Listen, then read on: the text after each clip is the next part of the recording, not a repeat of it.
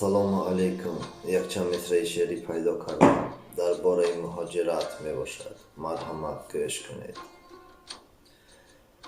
هزار و یک عذاب دارد مهاجر، هزار و یک عذاب دارد مهاجر، دلی داغ کباب دارد مهاجر.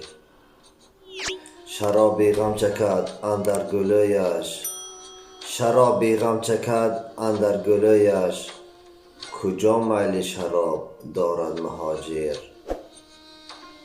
گهی در فکر کار و فکر خانه، گهی در فکر کار و فکر خانه، دیگر در سر چه ها دارد مهاجر. به غیر حسرت و درد و علم ها، دیگر در دل چه ها دارد مهاجر. به کنج خلوت گرید نهانی، به کنج خلوت گرید نهانی، که در دل صد علم دارد مهاجر. در این سن جوانیش به ارمان، در این سن جوانیش به ارمان، که صد بار گران دارد مهاجر.